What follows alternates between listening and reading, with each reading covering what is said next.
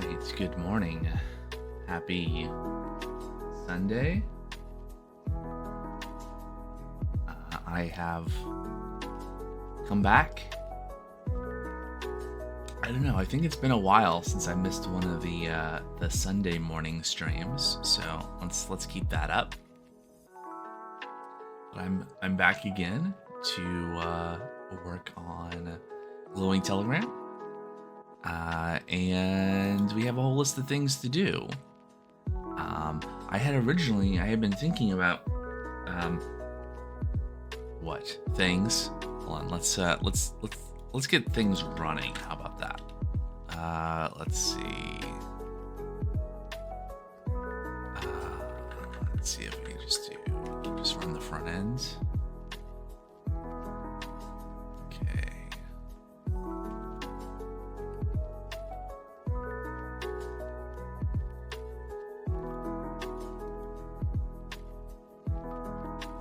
Yeah, it always does this. I think I just need to refresh. No, click sign in. I don't know why it does that, but it does eventually work, so it's fine. Where was I going with that thought? Yes, so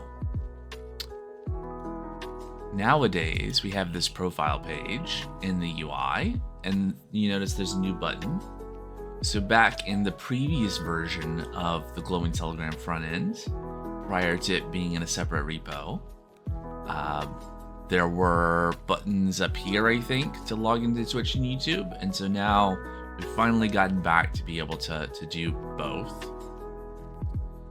That works a little bit differently now because I'm storing credentials in Secrets Manager rather than in... what was I doing before in Redis? Storing tokens and things. So you can see here I have, here, let's blow this up a little bit. There we go. So GT YouTube user. So here's my user ID. And so I have here's my current auth tokens. Maybe they even work. I don't know. I think specifically for, what I had implemented yesterday. Right, okay, so thread of thought here. What I had been thinking about yesterday was just like playing games and taking it easy and not doing any coding. And I couldn't keep away. But I had a thought of that would be what I would do on the stream today, is work on the YouTube auth stuff. So we have a new Lambda that owns the authentication, right? And so we have a handler, a set of handlers, and it's basically copying what we already had in the Twitch one, because they're very similar, like OAuth flows, just slightly different enough that I think since the last stream, I did extract out a new crate called GT Secrets that is a wrapper around Secrets Manager. And I feel like there's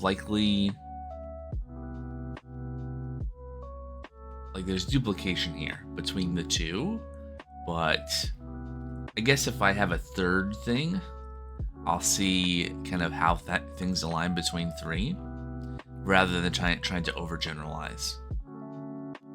But anyway, so yeah, so we have one, both for Twitch and YouTube. There is a core secret. That's the one that the main.rs pulls up when the Lambda runs. Right, so YouTube credentials here. So this one is kind of like the whole application's credentials. It's like the client ID and client secret. And then what we're doing is that inside of the handler, like the front end can say, hey user, if you want to auth, and you click a button, it requests an auth URL from the backend, and that gets signed by my app client ID and stuff. And we give back a URL to the client, and the URL then allows the user to navigate to YouTube and sign in and all that. So long story short, that's done, hopefully. Like, I know it works. I know that it puts the access token and refresh token in secrets manager. We'll have to see in terms of how long, what we need to do, because the idea would be that you would do this. Oh, hey, Lo-Fi 247. Lo-Fi underscore 247 just followed. Thanks for the follow.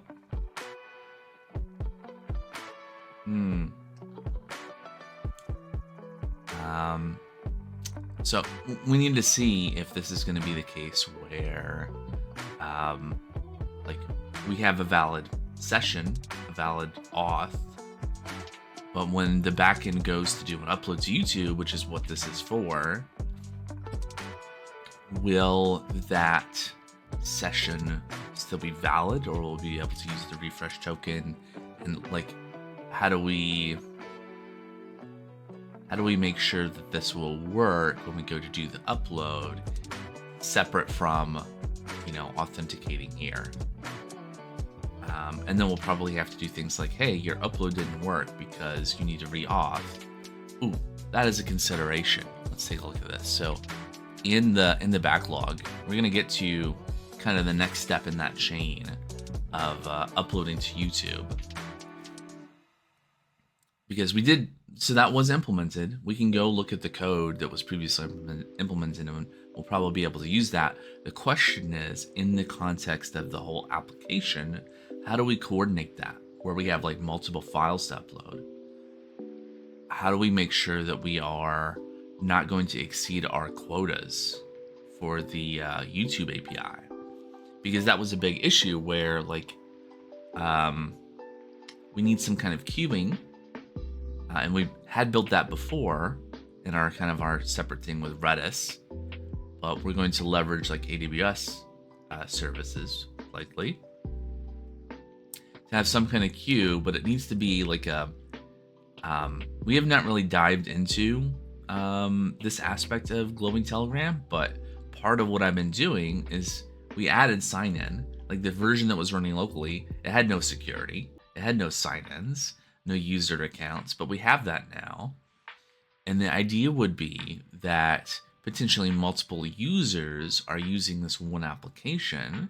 And so we will need like a global queue, maybe, at least for right now it's set up where we have one client credential, like one registered client in the Google developer console for calling this API.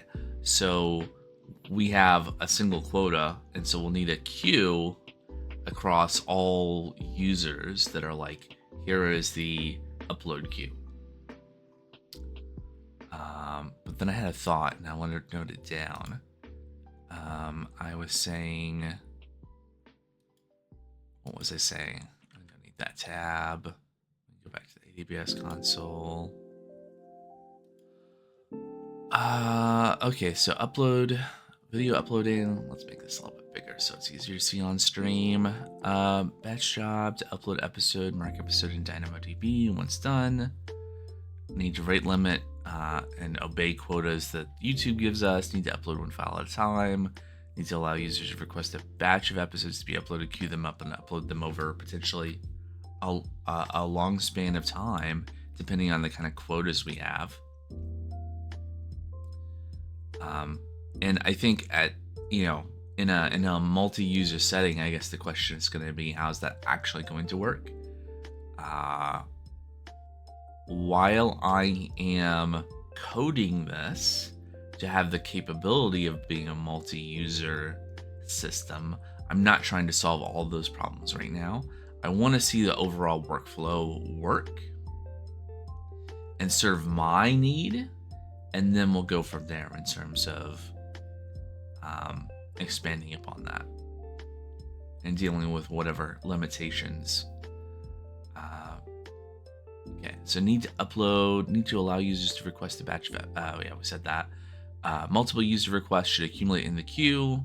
It's kind of like these last few things. These things are all kind of saying the same thing from slightly different angles, just to kind of like help me remember what we're trying to do and not trying to do, and then see existing code from, because we implemented uploading before. But what was I had a thought. And I didn't articulate it because I wanted to come over here and note it down, and now I don't remember what the thought was. So I'll have a sip of coffee instead. So we're uploading, we're authing. Oh yeah, so if something goes wrong, e.g. auth failure for the user, what happens to the queued item? Less of a task and more of a, well, I mean, the task is to answer the question, right? I don't know. I may not. I need to think about this a little bit more. So I wrote this all up yesterday. It's fun. I opened. Okay, in December. We've been here. It's been a couple of months now that we've known the direction that we're going in, but we've had a lot of things to do before we got to this part. This is kind of essentially the final stretch, right? Because we've been working from like the beginning to the end in terms of processing videos, having a UI to show how to edit them, and then being able to render out individual episodes. So now we need to upload them to YouTube. So that is a thing to do, but there is one other thing that I noticed that seemed like it was broken when I was looking at it the other day. So if we go into the UI and I go to episodes, and does it just happen to be this episode? No. I'm looking for episode 164 is the latest episode. Okay, if we filter by series. Oh, actually, I should be able to just use, can I just use this 164? Nope. Does this work? What is that search? I don't know. Okay, let's add some filters then. Ooh, actually, let's go to streams. This will be easier.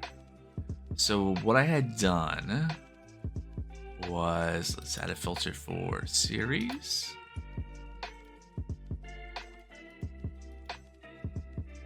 Okay, I'm nervous for a second that was not populating. And then let's add another filter for stream date after.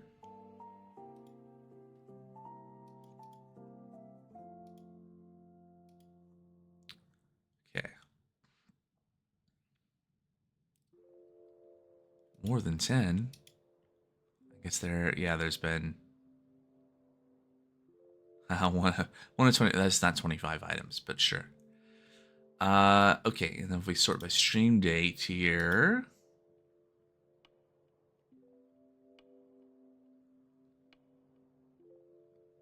has episodes? No. Which one of these is the one? Is it this one? If I go to timeline here, that doesn't look right. View episodes. But it said it had episodes. Interesting. So a few things broken. This is what happens when you go and you do a big refactor. Not even a refactor. Just, throwing things out, throwing new things in. It's all just a mishmash. Hold on. Let's move the mic a little bit there. Okay. Which one of these was it?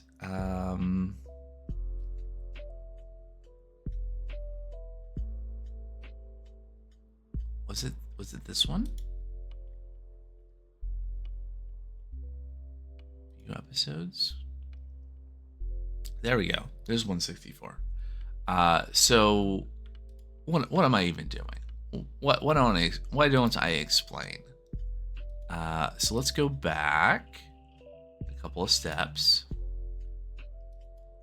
to the stream. The stream here.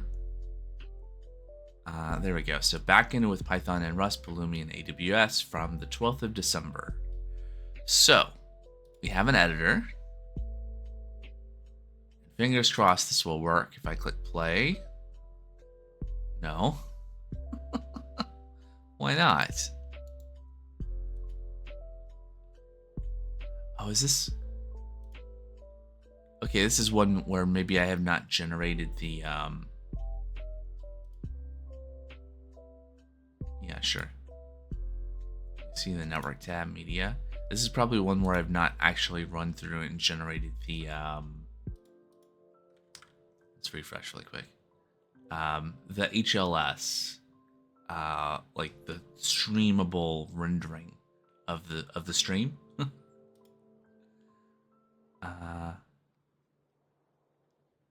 Yeah, so like we tried to get this and we got a response, and oh, there was a response.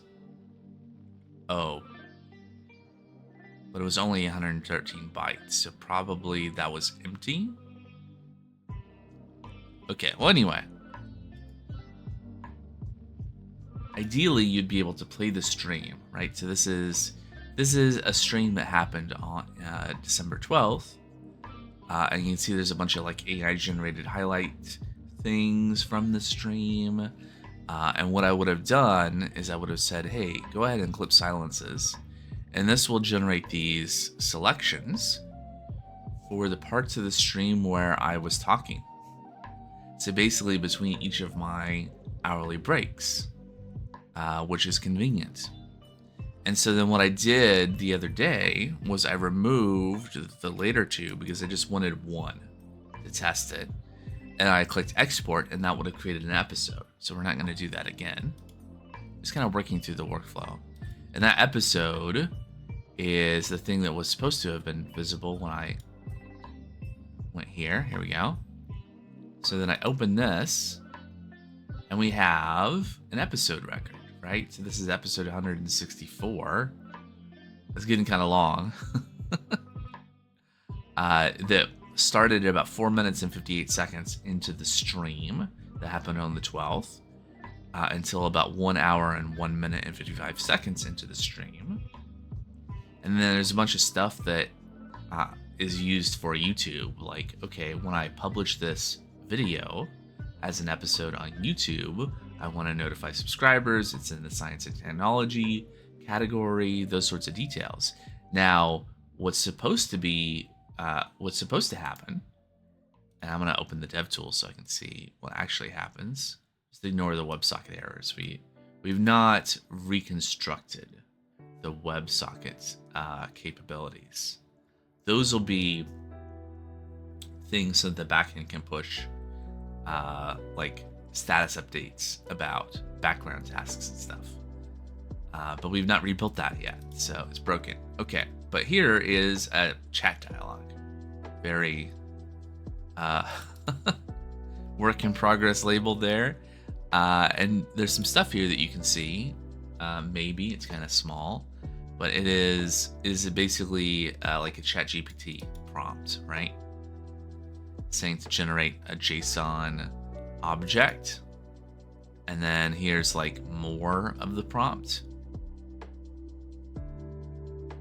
And then this like includes some of the details, like the metadata about the video in here. Like in this video, we take a deep dive into integrating REST APIs. Oh, that's an example. These are examples. These are not from the video. But this is from the video. So the original tentative title, so the thing I have typed in here, is basically the stream title. And then was recorded on this date, and my time zone is this. And then the whole series is called Rust APIs plus React Admin, Glowing Telegram Project, Chill Sunday Morning Coding. And then we didn't have a base description already typed in. And then the transcript we actually get here,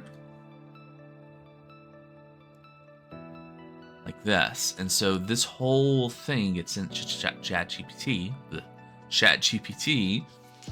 and it's supposed to do a thing, and it's broken. All right. Oof. We got through it. Why is our API failing? Internal server error. Okay, so our AI chat endpoint is so we're using AWS API Gateway to provide the API endpoints, and it's hooked up to a Lambda function. So if I go over to Lambda and I find the right Lambda, I could probably do a little bit of troubleshooting. So I can see AI chat Lambda for loading Telegram. It's that one. Last modified 2 months ago. A monitor. And we could probably see here that there have been no executions according to this. That's kind of odd. Let's look at the logs, and then maybe I'll go... Is this the right Lambda? The AI chat Lambda? There's not two, are there? Let me... Okay, there we go. So we only have 14 Lambda functions. Okay, media Lambda, removing all inbound output. Okay. Task monitoring status, render job submission Lambda, YouTube Lambda, something not related to this project, card Lambda, token refresh Lambda, custom AWS CDK, OpenAID Connect provider, something or other.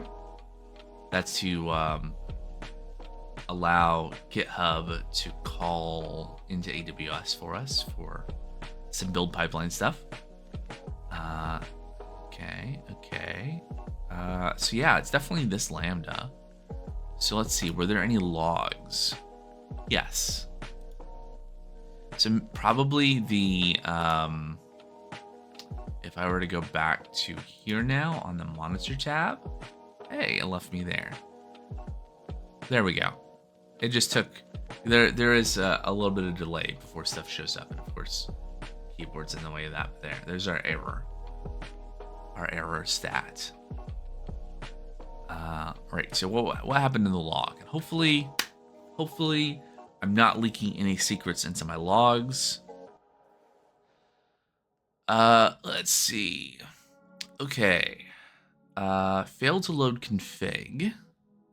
Missing field, OpenAI secret ARN. Well, have I not used this Lambda before? I'm sure that I have. What happened? What changed? Why? Okay, let's take a look at the configuration. Do we have an environment variable? It's just called OpenAI secret. Now, notice, here's a good practice. The environment variable, because it is, as has been argued to me in the past, is something that likely is to be dumped out into a log somewhere. It is something that is not intended, or rather, it's something that is not necessarily guarded well enough to just put the secret in. Hence, if the password of like the API key was right here, you would see it right now, right? It's not hidden. And, you know, maybe that's fine. Maybe, you know, in the application that you're working on, you're not streaming, working in the cloud environment. Like access control to the resources in like AWS console or SSH or what have you is locked down enough that it's okay that it's in plain text. But maybe, I mean, this could be encrypted. Like this could be encrypted value, but then where are you going to get the key, right? So instead, I just have a name of where to go get the secret. And then you have to have a, you know, the code that's reading this environment variable still has to have permissions to be able to retrieve the secret from Secrets Manager.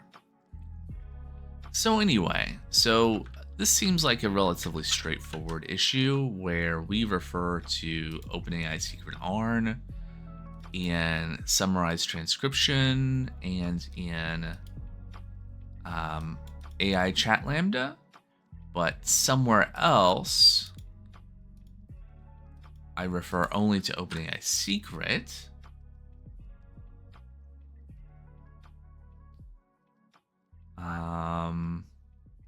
Right, let's not do case sensitive because of course the environment variable. Here we go. So in here,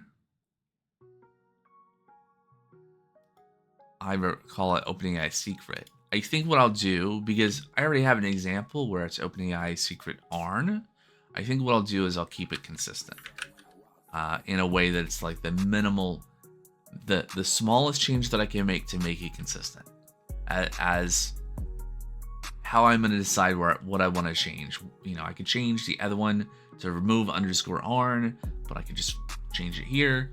And then we just need to do a redeploy of the CDK stack. So we'll do that. And at some point I'm going to make this where like you would push the source code changes to GitHub. Theoretically, if I was working, like if this was a team project, something where other people were working on this, we would want to have like enforced code reviews maybe, or at least some kind of automated checks, and then have some kind of like continuous deployment process. But I guess there's nothing more continuous than me just, actually that's the opposite.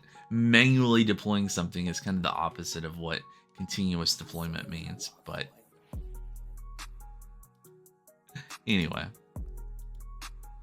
So what should happen is once this finishes, which should just take a few more seconds, we'll go back and look at the Lambda and the configuration will be different.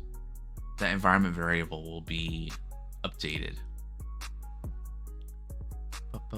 Starting in CDK 2.179.0, CLI versions will no longer be in lockstep with CDK library versions. CLI versions will now be released as 2.1000.0 and continue. Okay. What is the significance of that? If you don't want to see this notice anymore, acknowledge it. Okay. Is there a key? So I normally do control. What key is this? Is that grave? Control grave? But that just opens the terminal area. That doesn't open a new terminal if I already have one. Is there a key? Control shift. And then because I'm in a workspace, I have multiple things. So do that, and didn't I just do that? Yeah. Cool. All right. So if I go back to here and I refresh, there we go. OpenAI secret ARN. Okay. I guess it's possible that I never tried to do to use this feature before now. Since some, since when, I don't know. Okay, well anyway, so what are we even trying to do here? So the idea is I can open the chat dialog, I can hit start, and it's gonna give me, based on the transcription, it's going to give me a description to put on the YouTube video. And it's broken. So internal server error again, so we repeat. And you can see here we have a new log stream in our log group. So let's look at that. Request payload deserialization into Lambda event failed.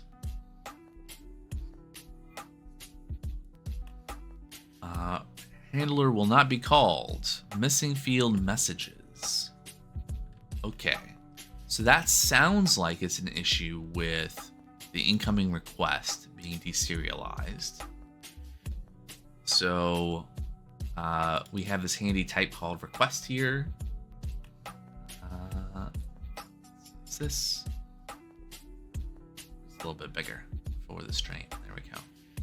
So somewhere here we say, yeah. So our Lambda runtime, we provide, we use the service function wrapper, and we provide, we say that the event incoming should be a Lambda event where the payload is of type request, right? And we also say that down here.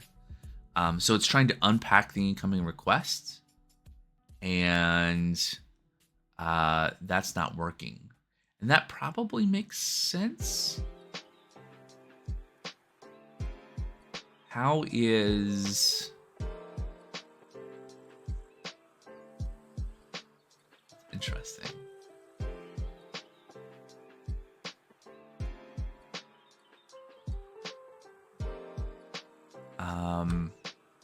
So if we go look at API Gateway, I have a guess as to what's going on. I think we shouldn't be expecting to be able to parse the incoming Lambda event in such a way that it just has like a messages key, because we're using API Gateway v2 and this HTTP API.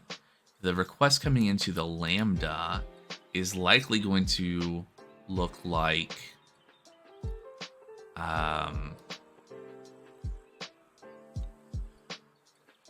this.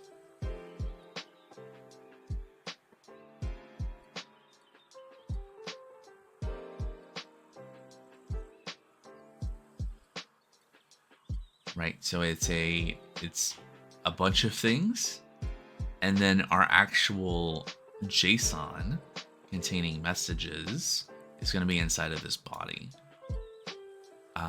So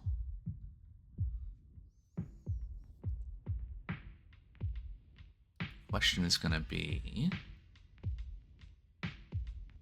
so Lambda runtime.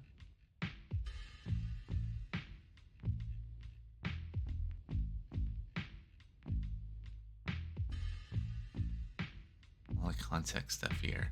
So, I mean, we have a bunch of other APIs, and we're handling this fine there. So how is that working? Well, the other ones have a little bit more going on, right? So this is designed around there just being a single endpoint, and we're handling it. And so okay, so clearly this has not been actually tested since we wrote it 2 months ago. in terms of like integrated into like called from the front end. So that's great. Well, better late than never. So the other Lambdas are using what's it called? Well, Axum for one, but we are wrapping. Let's see. How does this work? All right, we push that into this initialize API layers. So we're using the Axum router, and then we're using Tower Service Builder with a Lambda layer. I guess I could just do the same thing. You know, at some point, I'm going to want to think about how to reuse some of these things. Like, I'm going to want all my Lambdas to have the same chasing subscriber setup. Likely want to load the config. Except the config will be different per app, so that'll be a thing where I wouldn't necessarily want to do that, but probably like the region provider and AWS config. Like this part would be and this, just I guess we'd have like some kind of initialized Lambda helper, maybe. And that would give us back an AWS config that we use for various things. And then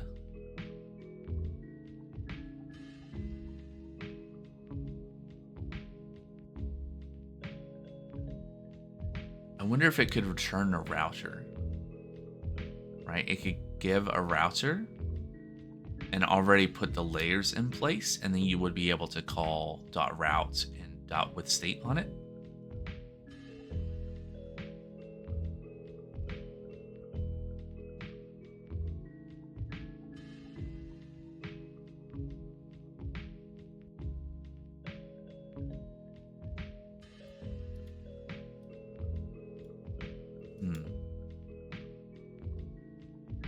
I'll have to think about that a little bit.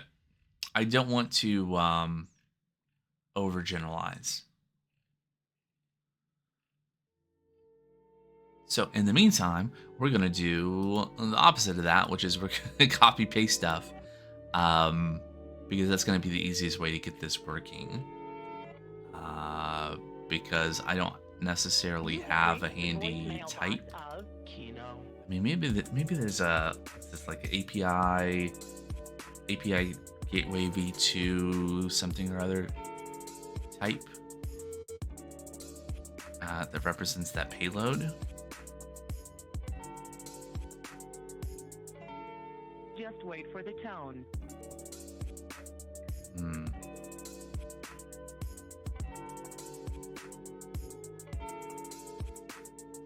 Yeah, as you can see, same stuff going on here in both places in terms of this. And even secrets manager. And then we create this shared resources thing.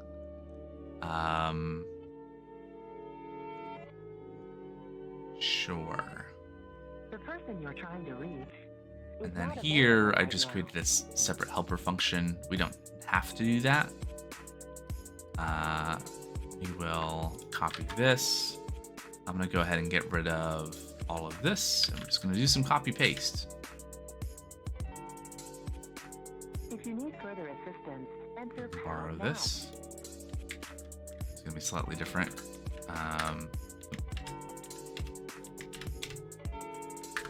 I always have problems with those modes. So this is what it's like AI chat is what the endpoint is called. And then this is going to be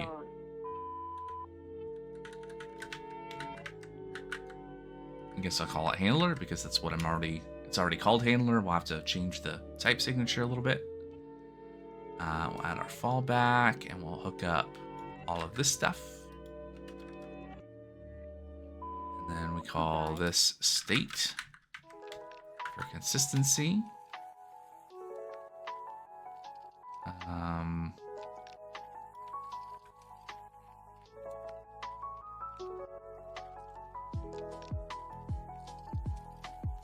Flippy is thinking. It's like, hey, you don't have all that stuff. That's right, I don't. All right, so let's open up cargo toml in both of these places and add what we're missing. So it's going to be like, I think I'm just going to go ahead and remove all the, let's see, are we using Lambda runtime? Yes. Okay, so these three, definitely.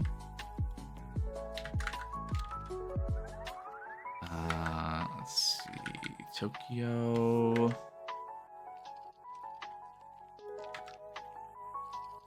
It's already there. Hey, here's a thought. Can I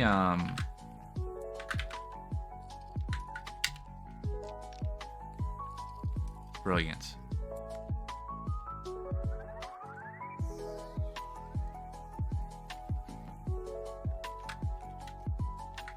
Okay. So tracing subscriber, tower HTTP, Tokyo, Serde JSON Serde, request redact OAuth2 we don't need, Lambda, runtime HTTP, GT secrets, no. What am I using GT Axum for? That's probably the crate that I've already made where I could move some of these things into. But I'm not. Oh, I'm probably referring to it in the handlers. Okay, I'll leave it out for now. Axum and Axum AWS Lambda. AWS Lambda events, we'll take that one too. There we go. All right, so that'll at least let us have a quick fix.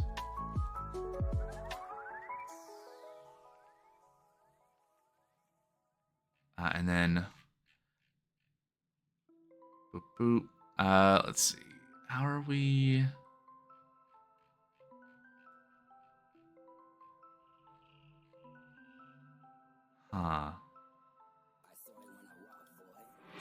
Chat request, I guess I'll call this, and chat response, so that the request and response don't. I thought I fixed that. Oh, yeah, there you go. Okay, and then import. Probably. I don't know which body is that referring to. That is a Axum core body. So probably from Axum body.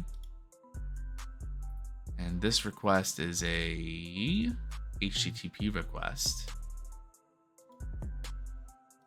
Excuse me.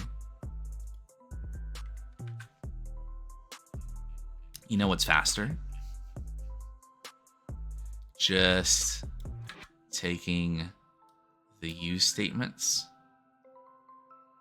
We'll just add them, and then we'll remove the things that are unused or are redundant or don't exist.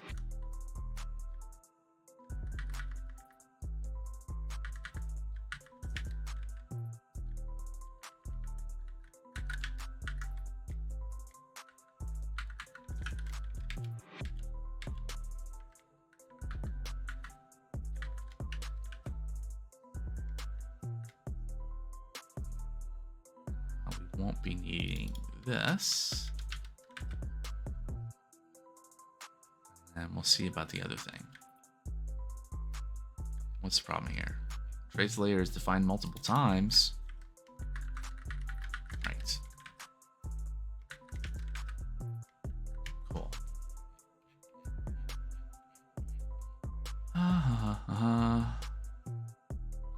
Shared resources, STD clone is not satisfied. Yeah, it's not clonable. How are we? So instructs in this crate. Our app state is clonable.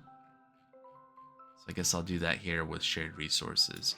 Also, I'm gonna rename this to app state, because that's what I'm doing everywhere else.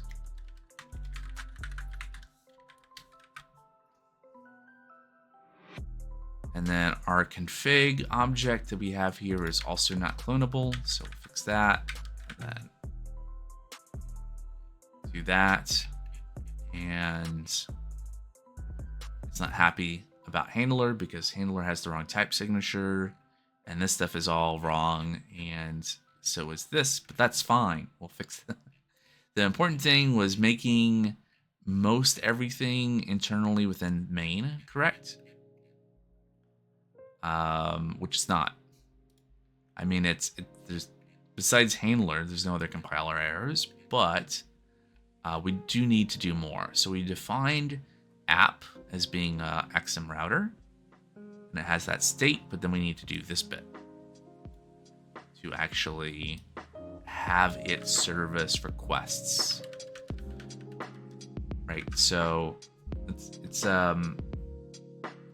writing lambdas this way is kind of different from the typical experience. If you are writing, like if you write a node lambda or Python lambda or whatever else, you just define a function, and that function is what's invoked when the lambda is invoked.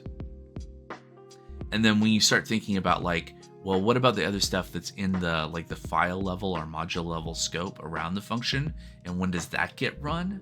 Then you start thinking about how lambdas work and kind of the fact that they are, in fact, containers that have some kind of runtime that invokes your function, which means at some point that runtime and that container have to be spun up and your module or your file loaded, and that's when that code gets run.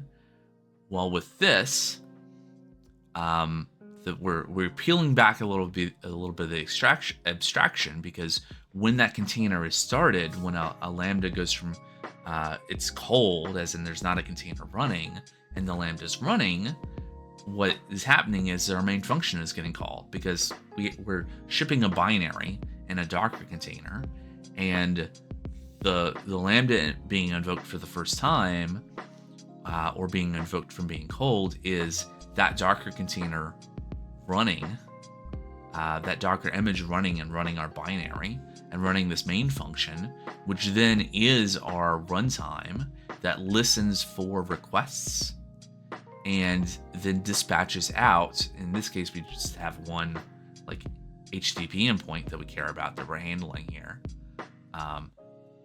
Which all of this is this is a layer that we're putting there so that we can handle having multiple endpoints being sent to a Lambda to be dispatched, essentially. So kind of routing it.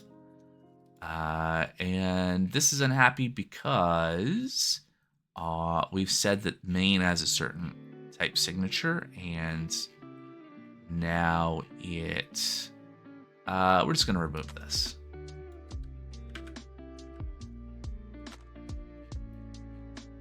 Okay. So now all we have to do is sort out handler. So we can just take a look at what we do inside of a handler. What does a handler look like when we're using Axum with this? The key thing here is we're using this Axum AWS Lambda layer. This is what translates the request coming from API gateway into something via tower, I think, is how that works, that Axum can route. So when we have a handler, we can, let's see, I traditionally will include this instrument. We're gonna rename shared resources as state, because that's where it is everywhere else. And so this should be state, basically saying that when we trace this function being called, we shouldn't include the contents of state in that information, because it's going to be a lot. And then this all needs to look different, actually. So it looks something like that. And we return something like that. Except we don't have to be that explicit with Axum. We can definitely just say, this is something, this is going to return a thing that implements into response. Like that. Okay, and then we need to import things. We need to import tracing instrument. We need to import state from Axum extract state. And we need to import into response from Axum response. All right. So now just, fix the rest, right? So the construction of that response is wrong. And when we call build parameters, we have our event. So it's not like the Lambda event that has a payload that has a message. It is just the messages, right? Because we're saying the event is this chat request. So that's all sorted. And then what we want to do is we want to just do this. That at least gets the right structure, although this should be a chat response.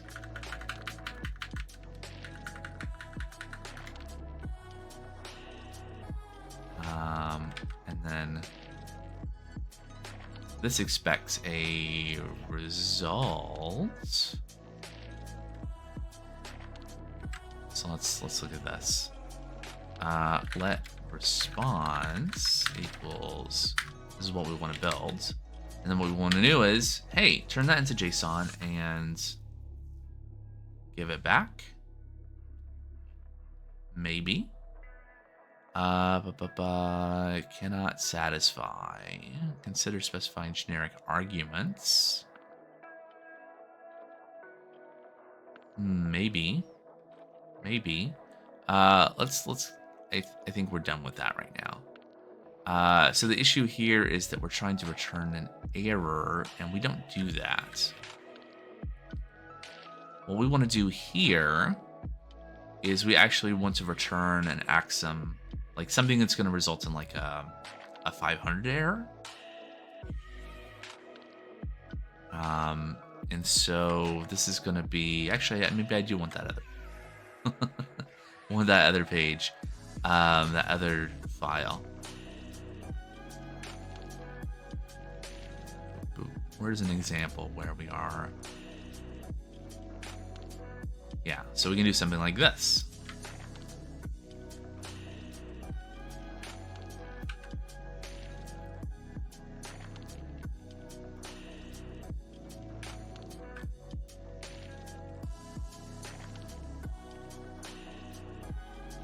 Yeah, and then we should just be able to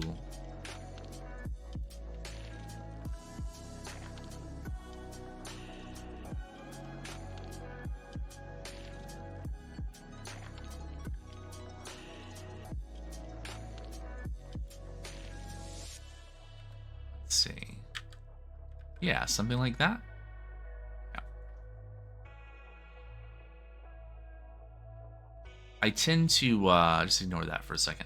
I tend to implement my axiom handlers to just return something that implements into response, because, and then just call it into response on things, because there's a bunch of different shapes of things that can become, that can be turned into, or in other words, that there are implementations of types that have this into response function implemented.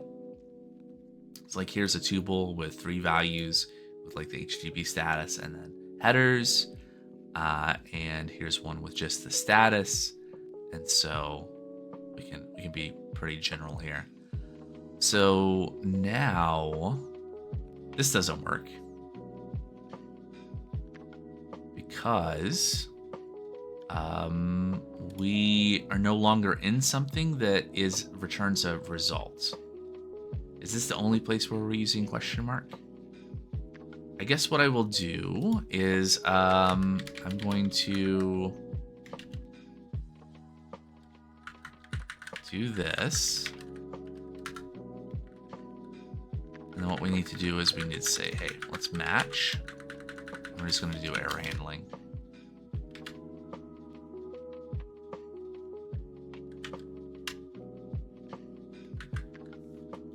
Yeah, there we go. And then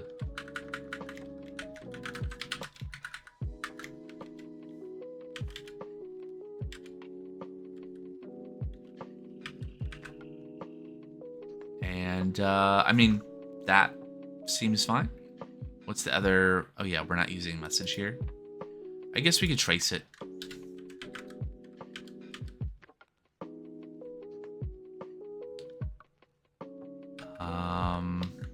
Yeah, that's fine.